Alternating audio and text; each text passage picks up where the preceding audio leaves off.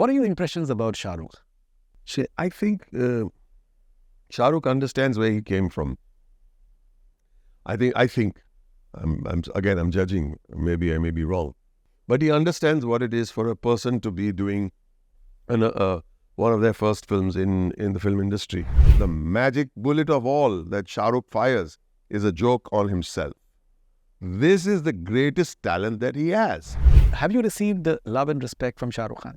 Oh, lots. My God, of course. If I didn't feel it, I wouldn't be able to speak about that person the way I do. Lots. It's very, very mutual. Look, I don't think that the people who are sitting and deciding the fate and timeline of Shah Rukh Khan have anything to do with this. And let me say this, much as I find it difficult to say this, but let's imagine he did not have these three great hits. What is the latest on the directorial venture, sir, and how special is it for you? Oh, very special. Following food items, which is your personal favorite and why? All four. Mutton dhansak. What will you ask Shah Rukh Khan if you haven't asked him anything yet? I've spent the whole night sitting and chatting with him, and I am a mess the next morning. He's not. So it's amazing. If you have to ask a question to Aamir, I'll need at least 1 week to prepare a question for him. morning shifts or night shifts? Baba, morning shift, anytime. Comedy with Ritesh Deshmukh or drama with Ranbir Kapoor?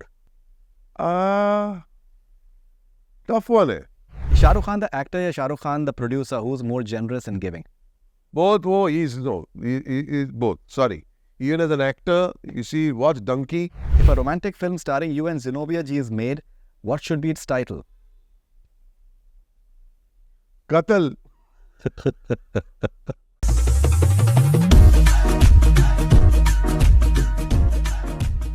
Hi, this is Boman Irani and you're watching Connect Cine with Faridoon.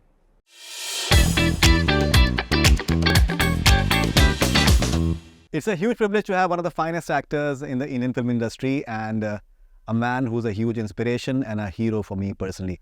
Mr. Boman Irani, huge pleasure to have you with us on Connect Cine, please. Faridoon ji, we are so close right here. I can almost feel your heart is beating nicely, and I hope you feel my heart is beating nicely. Just 3 feet away from each other. What do you say? Sir, you are in my heart and I'm in your heart. And that will always be the case for sure. Belated happy birthday to you for 2nd December. Thank you. Congratulations to you for a fantastic performance in Dunki. So my first question to you will be, you're someone who's extremely fluent and eloquent as far as English language is concerned, and you have to say words like lavatory and speak English, which is maybe not the most perfect and far from perfect actually. And I think that's what acting is all about. What would you say to that? Acting is believing, acting is lying. Acting is lying with the greatest sense of truth. The most honest way of lying is acting. But at the same time, it did not cross my mind till you told me the other day in a message that, I don't know if I'm very fluent in English, but you say so I'll believe you. But I'd never thought of it like that I have to unlearn English to do what that character did. It just boils down to being truthful to the character, truthful to the moment. जो हमें acting school में सिखाते, मैं तो acting school में गया नहीं, दिख के आता है. But the point is, if you are truthful to the moment, then you don't have to say that I have to unlearn English to say lavatory. You just have to be in that town, feel you are this teacher who is a mild con man with a good heart, I suppose. At the end of the day, he was extremely generous and started this whole Dunki movement within them. Just believe. At the end of the day, just believe. I don't think acting is that difficult if you can just switch off the power to impress people, because you're not impressing anyone. All you got to do is satisfy a character. And once you do that, it's not that difficult. Honestly, people make out a big deal of it. It's not difficult. It's only about being truthful in your lying. Right. Okay. So you played a Punjabi in Khosla Khosla. You played a Punjabi in Lage Rao Munna Bhai. Right. And now you're playing a Punjabi in Dunki as well. Right. Maybe I think there's something about Punjabis that you really like, because you look like one as well. You behave like one too. If you go down the road from Mumbai North, go to the Punjab, and then just round the corner is Iran. It's not very far. and we're all connected in one way. So maybe I do look like a Punjabi. I played South Indian characters also. I don't know whether it is important to understand that playing a character is about being a Punjabi. Playing a character is about being a very specific human being who thinks very differently from everybody else. That is playing a character. Then he can have an accent that can come from Tibet. I don't care. What's that person all about? What are his motivations in life? What does he want out of life? What are his wounds? Why is he operating in a way from other people that's different than the rest of the world? What are his flaws? You've got to identify those things. That actually makes a character, not necessarily an accent or an ethnicity. I really feel that the ethnicity and the accent is just the crust, the outside. The moment you figure out the inside, the outside actually becomes very easy, to be very honest. So I don't look at it about Punjabi as being the biggest hurdle in getting the character right. There are millions of Punjabis. I can't be like all of them. I have to be like one Punjabi. And what does that Punjabi think? How does he sleep at night? What is his worldview? What is his sense of ethics? Simple. And what drives him? If I figure that out, life becomes extremely easy. Accents, an acting, a dialect coach can teach you. The soul, only the actor himself can figure out. I just mentioned, say, 3 Punjabi characters. We've spoken about Well Done Abba. You played a Hyderabadi in that, and no one can doubt the fact how I think authentic you are, Shyam Benegal, the entire milieu, the diction. So I had one question for you. Knowing how important it is for you to be respectful towards the craft that you pursue. Right. How important is for you to be respectful towards the culture that you are trying to portray? Like, for example, when you're playing a Hyderabadi, for example, or you're playing a South Indian, or if you're playing a Punjabi, how important is it for you to actually absorb that culture, that maybe ethnicity, that region, to actually give it that authentic and timeless feel? So I think you said the word. There has to be an authenticity.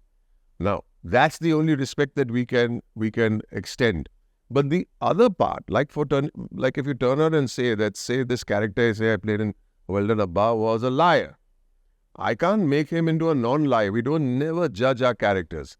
They are who they are with their flaws and all the bells and whistles that go with it. So I can't say that, no, we be respectful by making all the characters of a particular community doodh se dhule hue. I don't think that's right. They should have flaws. They should have problems, but you can never judge that character. For example,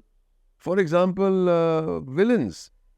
There are bad people in the world. Now, if you're going to say we can't have a villain from a certain ethnicity, then we have a problem. And then we make it neutral. I don't think that's right. The respect that you have for an ethnicity is only by portraying it truthfully. The character need not be truthful. So when you look at Lagera Munnawa, it was very, very well received by the community. Very well received. They gave me a lot of respect and samman and shawls and whatnot. And the character was not the nicest person in the world. However, he did become a nicer guy. I don't know for how long, but he was not necessarily the nicest person in the world. And that's wonderful, because not everybody, like if I'm portraying a Parsi, I don't have to make all Parsis upright. I don't. I'm not obliged to. And I don't think anybody from the Parsi community should turn around and say, oh, this particular Parsi that you played was a crook. Yeah, there's a crook. There's a crook everywhere. He's a human being after all, with failings.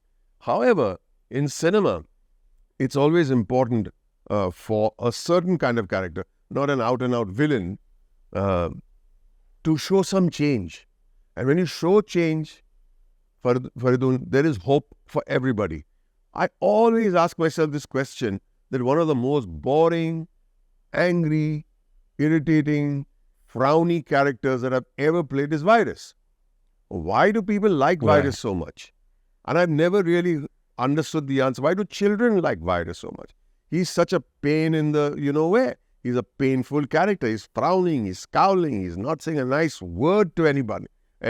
He's always putting people down. He's a little cold. He's a little dispassionate about most things. Then why is it that people like virus? Can anybody even give it a thought? I don't have the perfect answer, but I have my own version of it because I never understood why people like virus so much. My thing is, people like virus simply because he changed. And when we see change in a human being for the better, there is hope for everybody. It gives all of us hope that we can even change our own failings and faults. If virus could change, being that angry, vicious person that he was, vitriolic, maybe I can change too for the better. And I think because virus handed over the pen and because virus was, smiled at the end and because virus held his grandchild and said, "Tu footballer banega, terko jo bhi banna hai, ban. Footballer banega, footballer." And he say, okay, he can change. I like him. I'm rooting for him.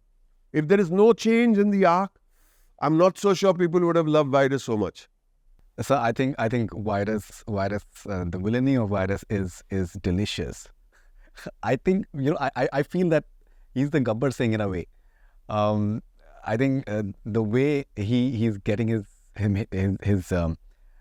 shave done, right, and the way he tells Sharman that what are you waiting for? I think it's one of the coolest scenes ever, and I think that character is one of the most amazing characters that will be etched forever.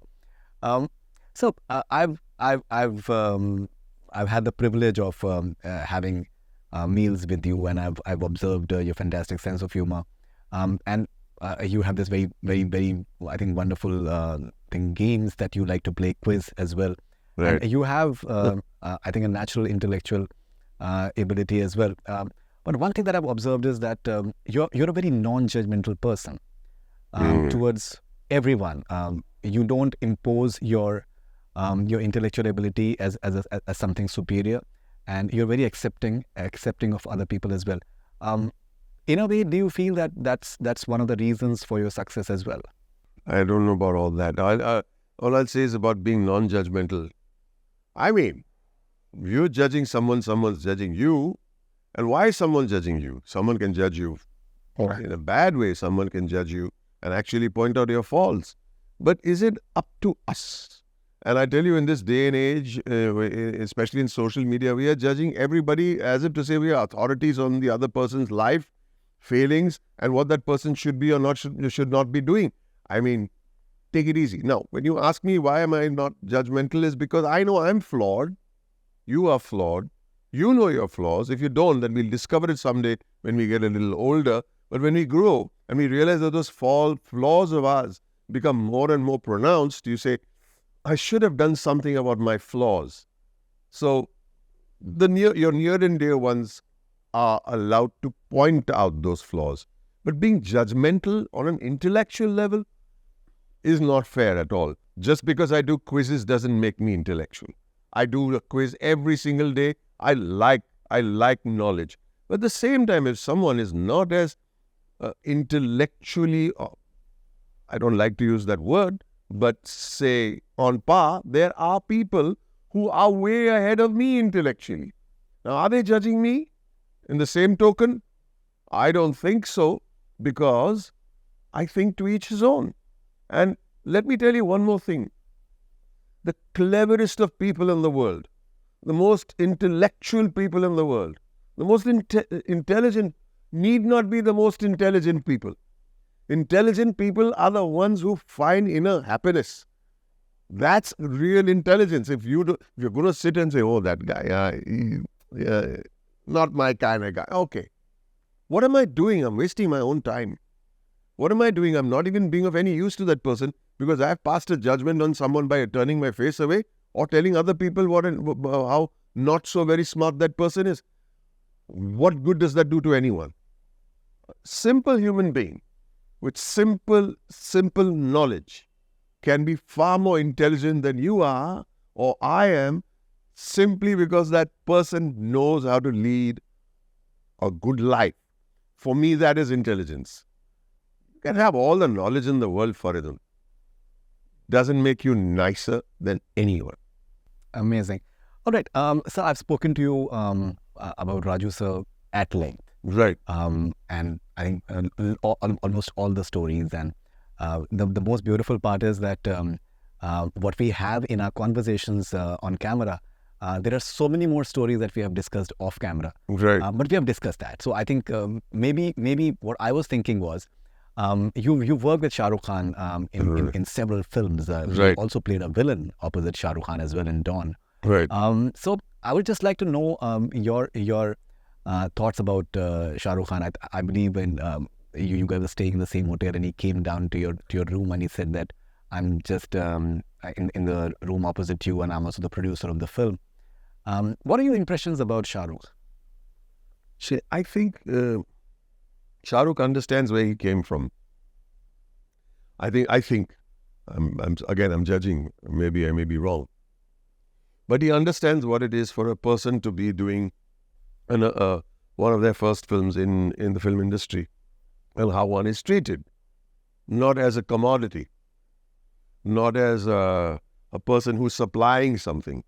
That person is supplying his talent, is supplying his art, his being, and there's a certain amount of nervousness and anxiousness of how one will perform. I think what Shah Rukh does is understands that. Shah Rukh has a good memory. Shah Rukh speaks of his early days with great love and great fascination. Not that he's become successful, but the fact that those early days meant so much for him, whether it's in school or whether it's in college, whether it's in drama school, or whether it was his first day at the shoot and how, he may have felt. I think he empathizes with that. So when people come onto his set, I think he feels it is incumbent upon him to make sure that the atmosphere on the set is good, because that's good for the film. Even when he's not the producer on the film, he is like the producer on this film. It's a Shah Rukh Khan film. At the end of the day, people are walking in, people feeling nice. There's a certain energy. When he's arrived, nobody's petrified. People are looking forward to his arrival. And then we can start cracking jokes. He will always start with a joke. Always. And more often than not, the magic bullet of all that Shah Rukh fires is a joke on himself. This is the greatest talent that he has. Whether it's about, you've seen him standing on a stool and next to Deepika and doing hosting. How much more naked and bare can a person be about who he is? We've had also, I think it also makes a difference about conversations late at night. And yes, it is always late at night with Shah Rukh Khan, whether you like it or not. He likes to talk. I like to talk, and we're sharing. He's a parent. I'm a parent. We talk about our family lives. We talk about career. We talk about what we want to do. There is no other conversation in this world that two people can have that won't have value. Or what is it that you want to do? What is it that you want in life? Right? Like I discussed about the other characters that I may play. What is it that we need to do with ourselves? I tell you, those conversations for me are very, very important to understand you. Human beings not turning around and say, oh, I am that kind of person. I don't like waking up late in the morning. Those aren't conversations. I like wearing this. I like wearing... Those aren't conversations. True conversations about people who are bearing their soul and telling you where they came from and where they want to go and what they hope to do with themselves as artists and as human beings. And we share those beautiful, beautiful memories. And same goes with Raju. He's the same guy. He's the same guy you saw 20 years ago. The same way he pulls on his shirt and the only thing he thinks of is, what is the subject of my next film? And then how am I going to explore that subject? He's done six movies. I'm not very good with numbers, but if you count, there's 6 movies in 20 years. And I did mention it on the day of the release of Dunki. I said, why only 6 movies in 20 years? Are you lazy? No. Raju doesn't shoot movies most of the time. He's thinking about the script. He spends most of his time thinking and writing. That's all he does. Shooting takes 70, 80, 90 days. Right. So when you look at the average, what's he doing? He's only surrendering to a theme.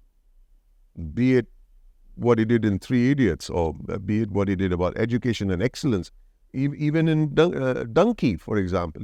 The thing that moved him most is why do we need visas? Who should stop someone saying, this is my border, ye meri sarhad hai, aap nahi aa sakte yahan pe. He says, there was a world not many years ago that had no visas. So it is just this last 150 years or 100 years, maybe even less, I don't know, I'm not good at numbers, I keep repeating myself. And that bothers him because that takes away the understanding of fellow human beings. There's a sense of propriety in this world, and it's correct. People build their cities and whatnot. But what a beautiful world it would be if I don't have to worry about going somewhere else. And basically, it's not about visas. It's not about immigration. It's about the humanity you show to your fellow human being. And with this whole present escalations of conflict here and there, people need refuge. My grandmother, Faridoon, was a refugee. I did not realize it till the definition came up about 15 years ago, when people are sitting in boats and going from one country to another with great difficulty. My grandmother and my grandfather took a sailboat from Iran to India. And these are not the people who were born during biblical times. I met them. I've met these people.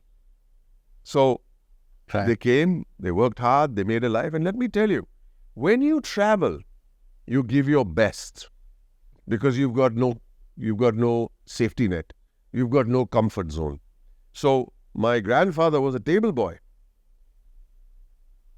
He went on to do pretty decently for himself. But you work your hardest when you're uprooted and go to other places. So anyway, these are lovely subjects. I was talking about Raju. I don't know why I veered into this. But Raju takes a subject. Raju took the whole subject of the medical fraternity in Munna by MBBS and he made it into a most beautiful thing. He makes it the most beautiful thing about humanity at the end of the day. The medical fraternity, okay, the problems that come up, kya आदमी मरने पड़ा तो form भरना जरूरी है क्या? Okay, I'm listening. So the audience sits up like that. You say, hey, I've been there. So you immediately connected with an audience. And then you turn around and say, what about the humanity? And believe me, I've met so many doctors in my time who say, I've been hugely impacted by the movie. I've changed. And so many young doctors who were MBBS students back in the day when the movie came out and today say, I follow the tenets of Munna by MBBS. So people who turn around and say that movies are not meant to change you, I think we are probably wrong. Movies are meant to entertain, sure. What Raju does is he entertains and brings about a change in you to be a little more human.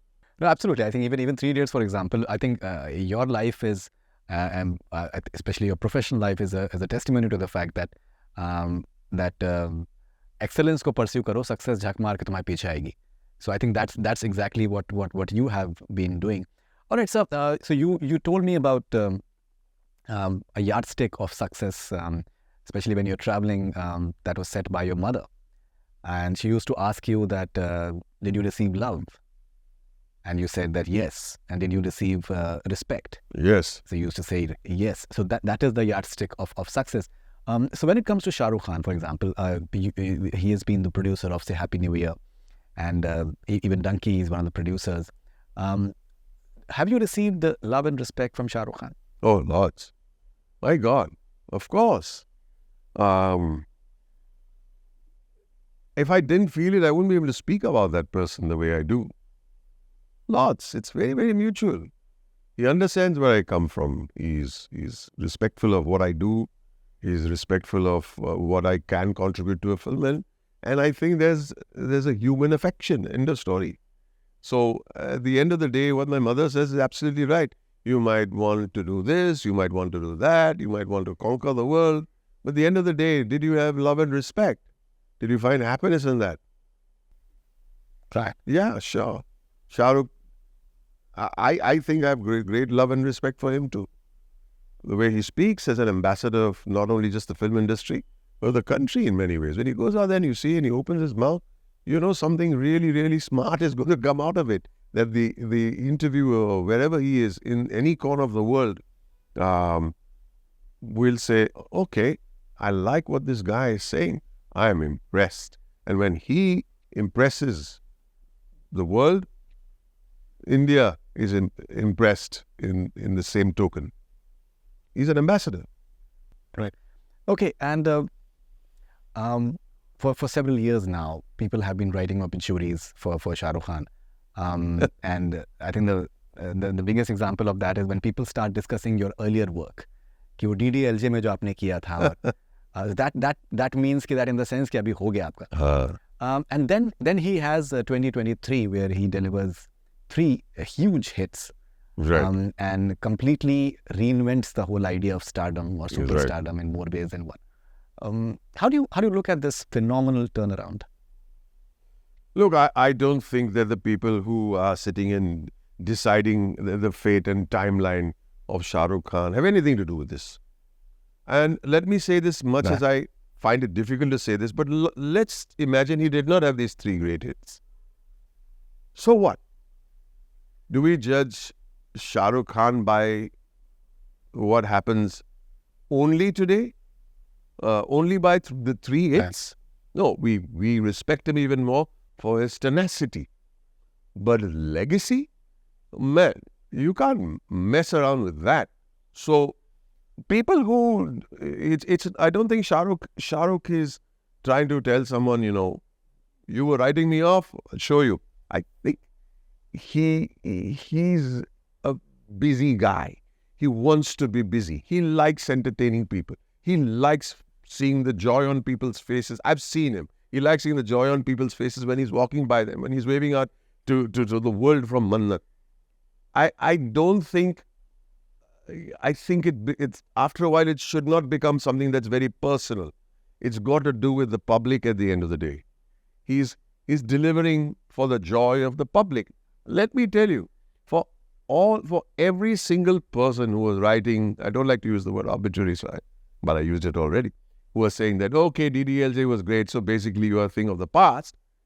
For every one, there are 10,000 who say, we want Shah Rukh Khan to keep entertaining us. So why are we concentrating on the people who are writing him off? Concentrate on the people who are praying that he'll continue to entertain us. Not that it's a personal, of course it's a personal thing that, you did well and your career is, back in full force and all of that. But it is the fact that they are happy for a guy who's given them so much and can give them more. Eventually, and this is again what my mother had to say, that God may have given you talent or a certain kind of charisma, not so that you satisfy your own ego, and to a certain extent, that holds true.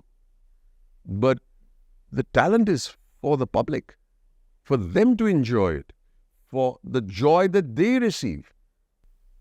I mean, these numbers wouldn't matter after a while. Does anybody know how much money Munnaba MBBS made? Not very much, but the legacy of the joy that it gave people is what is all enduring forever. So that's what I look at Shah Rukh Khan's, this 2023. He's done this, let's call it a comeback, chalo na, if it satisfies people. But I think he enjoys sharing himself with the world. This is my take on it. So you've played several characters in your career, sir, which have villainous streak. But a character which is coming to my mind where you're actually having action as well is Vardhan in Dawn. Right. And that's you're just having this battle with Shah Rukh Khan over there as well. Did you enjoy it? Was it a different sort of experience? Oh, it was great. The world? It was great. Acting does something to human beings that they can explore the whole spectrum of humanity, from the worst kind of people to the best kind of people.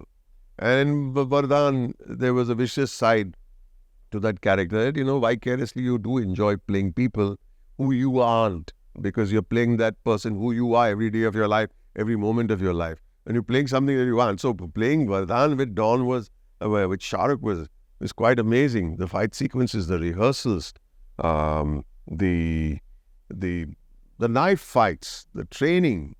is quite incredible. For that matter, lots of action happened, believe it or not. The most amount of action I did with Shah Rukh was in Happy New Year, believe it or not. Sliding down things, getting ground in for one room, coming out of it, flying out of a gutter, landing on, in the muck. My body used to really, really hate, and he helped me through it. But I think action is great fun. I'll tell you why action is great fun. As you grow older, and you feel that you're not the guy you were 20 years ago, a movie makes you feel like the guy you were 20 years ago. And there's a certain masculinity about it. And masculinity that is not provided, or I don't provide myself in my day-to-day life. So doing movies like that where you're tumbling and falling and hitting and bleeding, there's a certain man, I think that's fun. I like playing the guy, the mean guy. It's nice. I don't like mean guys in real life, but I like playing the mean guy. Right. So I think a lot is being said about, lot has been said now and again about your fantastic acting skills and the fact that you're a legend and you've had some amazing performances. What, is my career over or what? They're talking to me about like the No, DDLJ. No, I think you've just started. You have just started. You have just started. So I personally feel that maybe enough has not been said about your voice as a tool. I think you've got a brilliant voice, very effective voice that conveys emotions in an amazing manner, and especially that granular, thick, bassy voice that you have. Would you like to say something about your voice and voice modulation? How important is it for you, and how crucial is it for you to just modulate your voice as per the character that you're playing? It's a tool. Use it as a tool, not as a sword. And I say this very, very, very, very judiciously, simply because when you develop a voice, and my voice has got everything to do with the breathing, and I continue to do breathing every morning. Because if you breathe diaphragmatically, automatically when you breathe out, your voice becomes of a certain quality. Not anywhere near Nasir Bhai or Mr. Bachchan's voice, but however, in my case, I'd rather use it as a tool than as a sword, because once we get stuck with that voice and we start falling in love with your own voice, there is no way that you can use it as a tool. There's a distinction I make over here, because if I'm playing a certain character, say I'm playing Batuk Patel, all right, in a houseful, I have to surrender to that character. Right. I can't say, no, but what about my voice? How can Batuk Patel speak in this voice? So one has to use the different registers because a good voice doesn't mean one tone.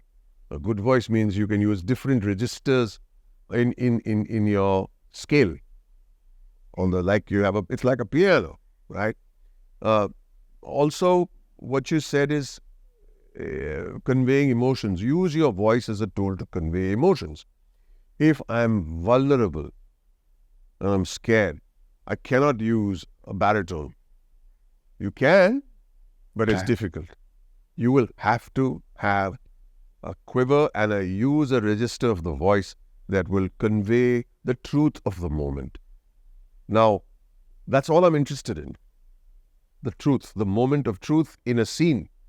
If I'm angry, I will use my voice again in a particular way. But you can use anger even in a low hiss.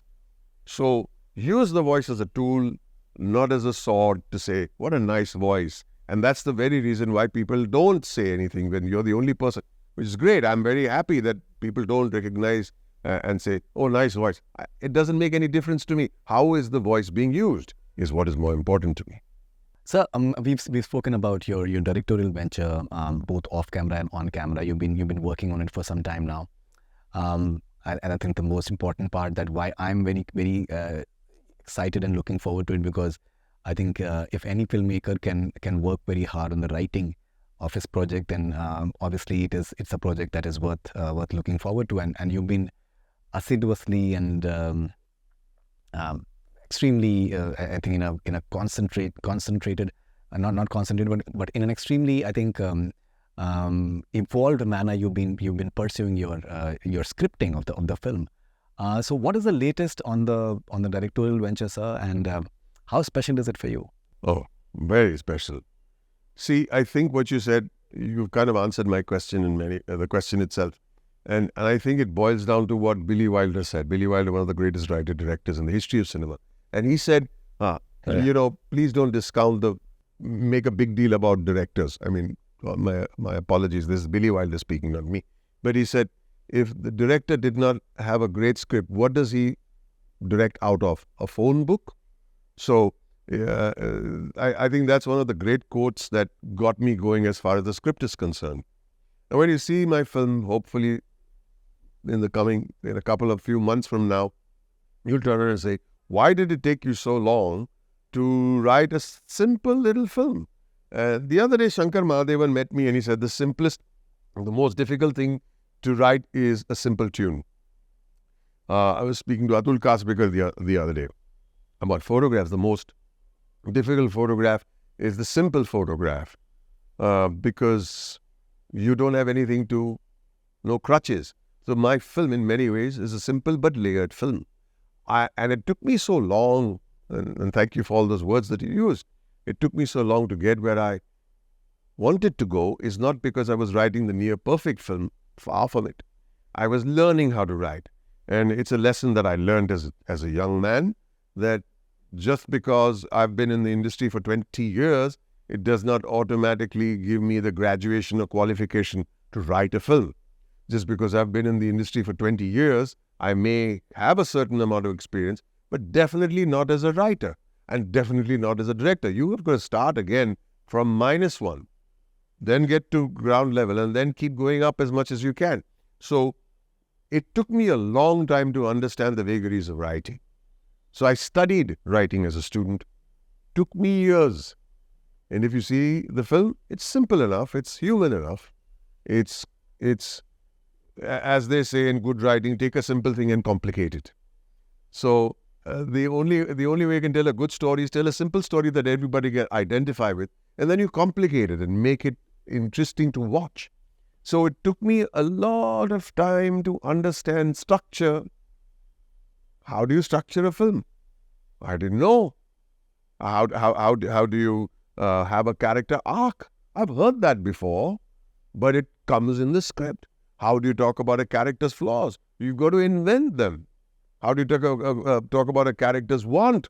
There has to be one definite want these are all the little nuts and bolts that are required to put into a script. It could be the simplest of scripts in the world, but these requirements are there. You've got to get all your saman, your masala, your chawal, your whatever, your gosht, everything to make a great biryani, right? But first you must understand that these are the ingredients, and then you should know in what ratio do you mix it to make a great biryani and how much time it takes to cook it.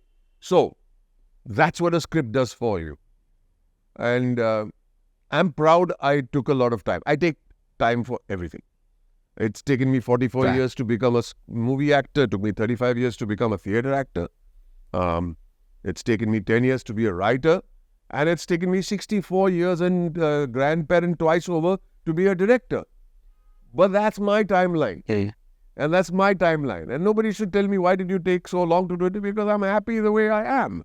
And so this year we'll have a film that I have written, produced and directed.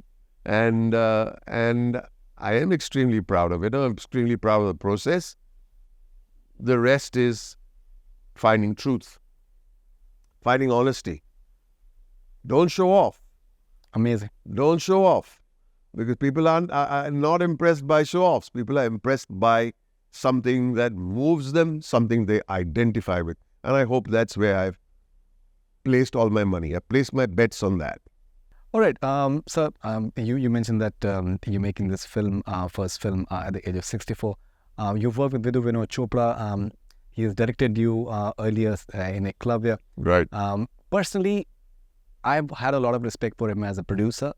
And after Parinda, I felt that maybe his directorial ventures fell a bit flat. But he stunned, I think, one and all with 12th Fail at the age of 71. Right. Do you find it inspiring in a way to have the sort of energy that he's having? I feel he's like a debutant right now. So the one thing that Vidhu Vinod Chopra has is an energy like none other. You see, he's always running from one room to another. He's always saying 10 minutes for this, 15 minutes, then he'll go on his exercise machine. He'll come back after half an hour. They'll sit and he'll talk about some music. They'll go. I mean, I don't know how his brain works at that speed. But what he's done with 12th Fail is pretty incredible. And again, for anyone to say, oh, he's 71. No, he doesn't think he's 71. Why should you? And why should I? He just feels that he's this little kid who's out of FTII, who's actually making, and you're absolutely right, he's actually making his debut film. Because every film is like a debut film. It should be like that. If you feel you know how to make films, you not understand mankind. If you know after 5 hits that now whatever I make is going to be great, be careful.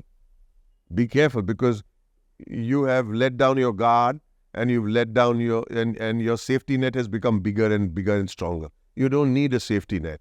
It is only when you don't have a safety net is that you do. Like I spoke about refugees, like the great scene in The Dark Knight when he's in the cave and there's an old man looking up to him and he's having that rope behind him, and he's climbing and he tries to clutch it and he falls and he just can't go up that cave.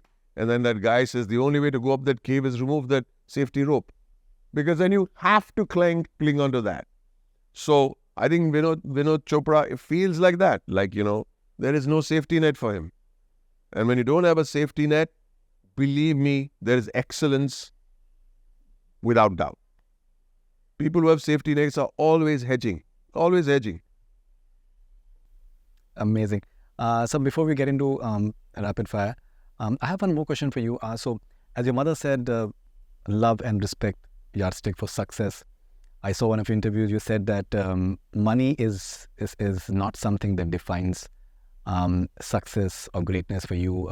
If you see a painting, for example, yes, you're more interested in looking at the colors and the way it has been structured rather than worrying about what is the price of that painting. Right. Similarly, what is the importance of finding a meaning in life, a sense of purpose in what you're doing? And how does it change over the years? I'll just speak a little about the painting thing that you mentioned again.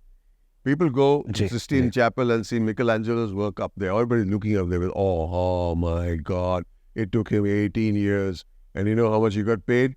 Okay, he made a loss on it because he did not realize the amount of money he spent on the paint was more than the money that he got. But people are watching it centuries later and saying, this is the finest work of art. So after a while, money will not matter. Of course, you need to have money to provide and have a good life also. One needs to sit around and enjoy life. There's a meaning of life for a person who's 15 years old, 16 years old, because his thrust and drive is incumbent upon people who are around him, or maybe he's independent or she's independent and has a certain meaning of life at that point of time, and that's that person's moment of truth. When you're in 25, 30, and then you get married, then you have to provide, and that becomes your meaning of life. When you're my age, I think it boils down to what is going to be your legacy. And for me, the greatest thing in the world for me right now is legacy, because if we have gained so much from an industry, I have gained. I may not have achieved as much as I have gained for what the industry has given me.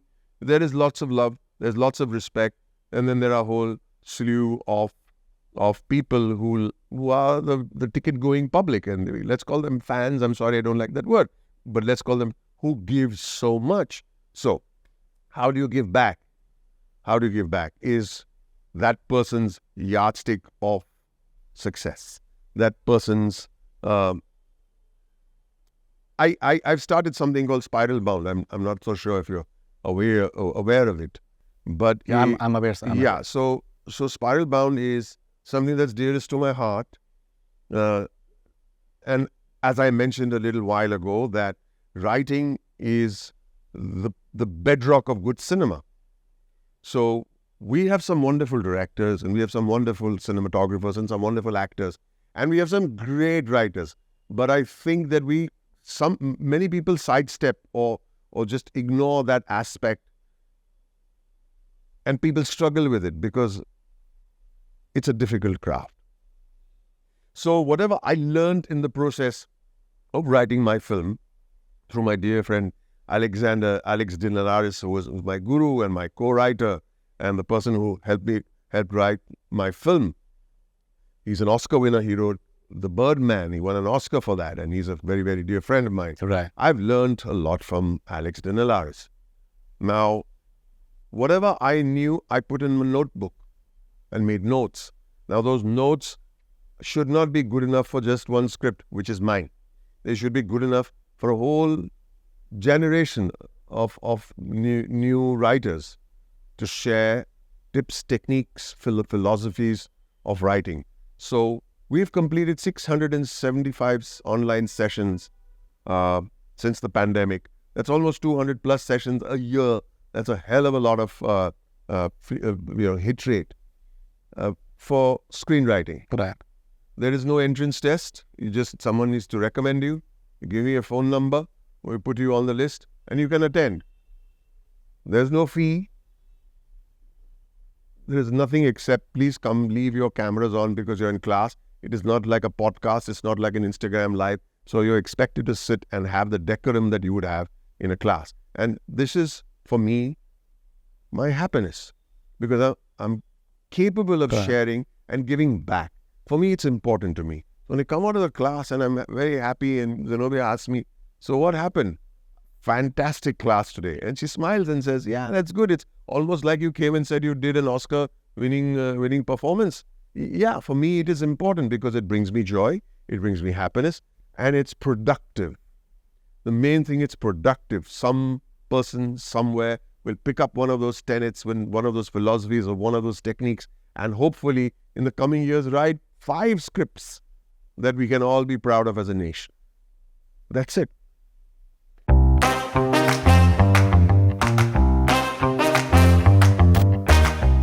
We'll end this interview with a rapid fire with you, sir. I'm not good at it, but we'll try. You are amazing, sir. You are amazing. You're one of the wittiest persons that we have.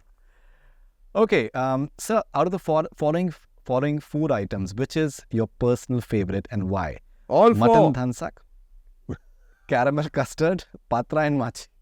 So I would say I don't have a sweet tooth. So custard ko nikal do, patra ni machi, good, but mutton dhansak. Sir, if you have a question for following people, what is that one question that you'd like to ask them that you still haven't done so far? What will you ask Shah Rukh Khan if you haven't asked him anything yet? Well, I've asked him almost everything. कितने घंटे सोते हो यार? Yeah. I mean, I really don't know how many hours he ends up sleeping, but I think it's got to do with his energy and the fact that he wants to wake up and start the day with a bang. But yeah, how many hours does he really sleep? I really wouldn't know. And he's not much of a foodie. I said, when are you going to, he's not much of a foodie. He's very into his tandoori chicken and he's happy. He's content. He doesn't think of, fancy food as a way to make himself happy. So yeah, how many hours do you sleep, Shah Rukh? I've spent the whole night sitting and chatting with him and I am a mess the next morning. He's not. So it's amazing. Ajay Devgn, if you have to ask a question to Ajay Devgn. Give me some of your dark glasses, yeah. I like them very much. Aamir, if you have to ask a question to Aamir. I'll need at least 1 week to prepare a question for him. For Aamir?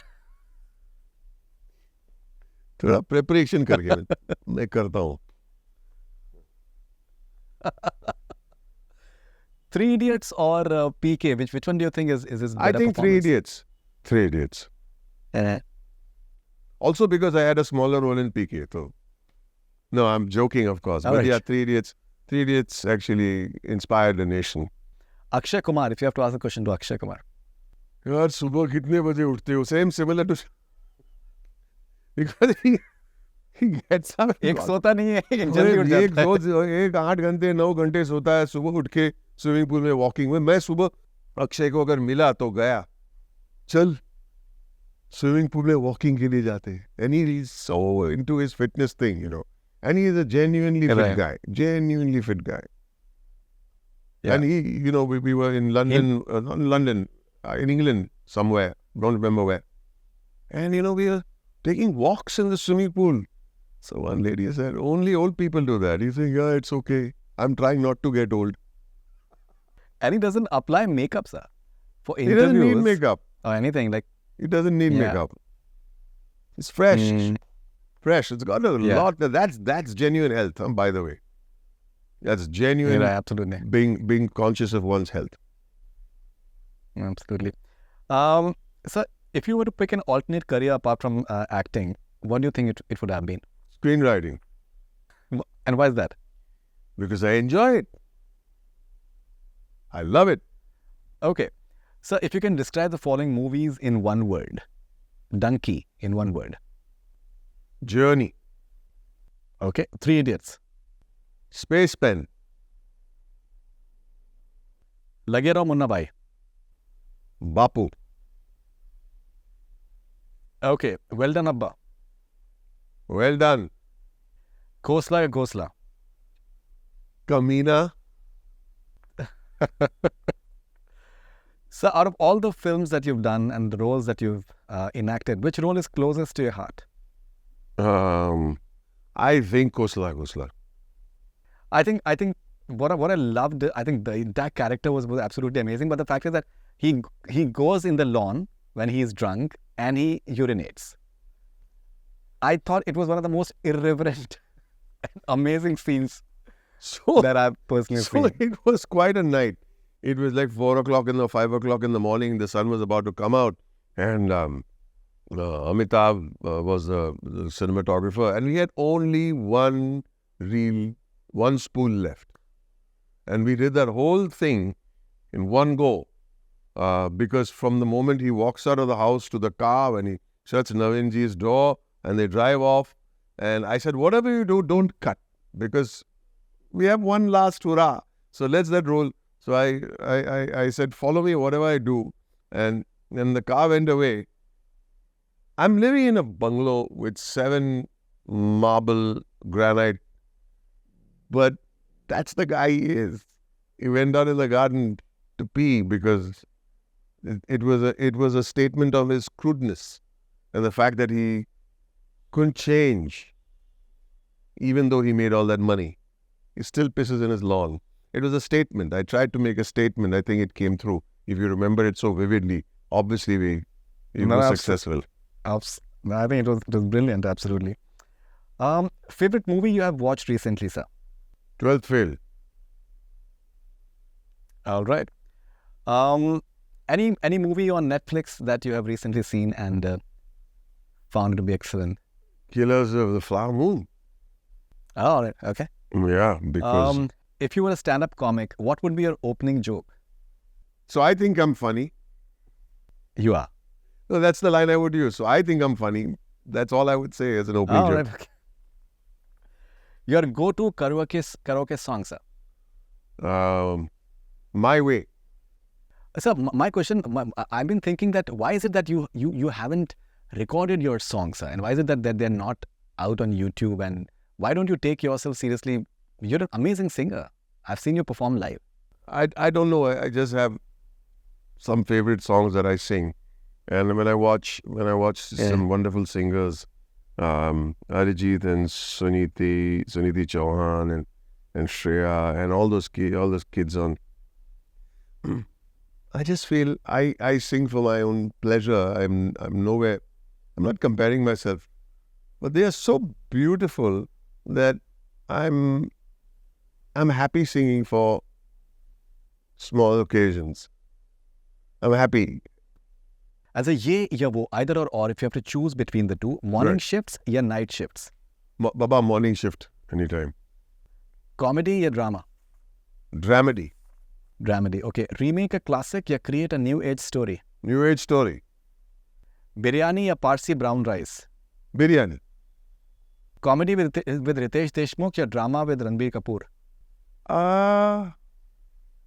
Tough one है. Tough one है. रितेश के साथ बहुत comedy किया, तो चलो रणबीर के साथ एक ड्रामा कर लेते. All right, okay.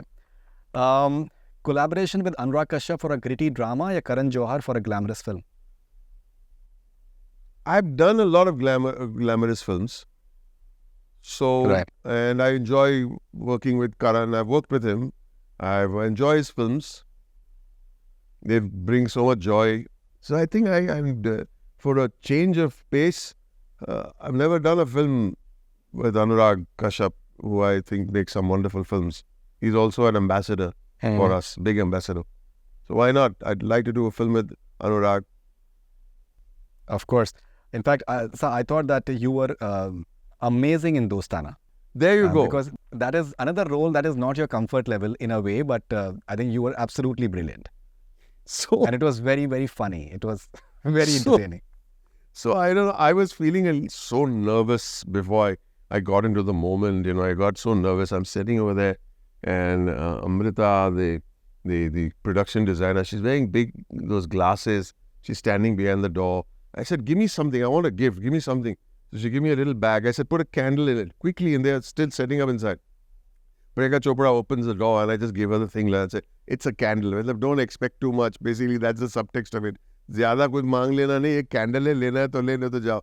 And I grabbed Amrita's specs, the production designer, and I walked in because I just needed a crutch at that point of time. I was a little unprepared in that sense, and I wanted to feel let go. I needed to let go. So that little entry helped me. Sometimes entering the set is a moment which can be captured interestingly. It's a candle. Oh yeah, I was already in character then. But what an entry. I think the way he walks is amazing. All right. Well done, Abba ya Khosla ka Ghosla performance you feel was more challenging? Very difficult, right? You would agree with me. It's a difficult question. And I can't choose this one. I can't choose. Because Well Done Abba had his own set of challenges, and Khosla. Maybe Khosla was much more challenging because of the first time I stepped out of Mumbai to play a character who never lived in Mumbai. So it was very alien. Right. And then Well Done Abba came many years later. So maybe Khosla was the more challenging of the two. I genuinely feel that there can be like a Khurana, I think spin-off on Khurana. Like we've had Berlin recently of Money Heist. Not a very good spin-off, but still, like in the sense, there can be like a Khurana world. Khurana, the land-grabbing Khurana. Yeah. There should be something interesting over there. Okay, Shah Rukh Khan the actor or Shah Rukh Khan the producer, who's more generous and giving? Both. He's both. Sorry. Even as an actor, you see, watch Dunki, you see everyone else getting a moment, place in the sun. Everyone. From Bugu to Balli to Vicky to myself to Tapsi, everybody was getting a moment, and that's his generosity as an actor. And as a producer, both. Sorry. There I'm not going to split it up. Okay, Dr. Asthana ya Veeru Sahasrabuddhi, who's more irritating and why? I think Veeru is more irritating. Okay, John Lennon ya Paul McCartney, better singer? Paul McCartney. Okay. Imagine is a great song and it's sung very well, but I think Paul McCartney has greater range. All-time favorite film of yours? One Flew Over the Cuckoo's Nest. 2 actors who have inspired you? Balraj Sahni, Amitabh Bachchan. As yesteryear director you wish you could have worked with? Rishikesh Mukherjee, Bimal Roy. If a romantic film starring you and Zenobia ji is made, what should be its title? Qatal.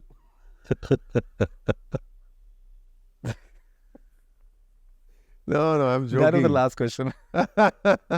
Zenobia, romantic film, The Stalker.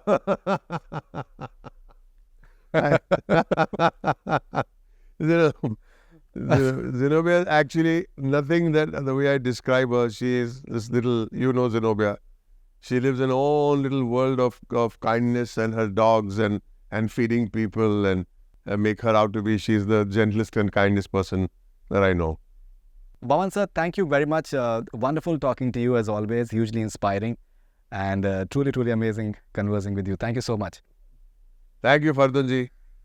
See you, man. Thank you, sir.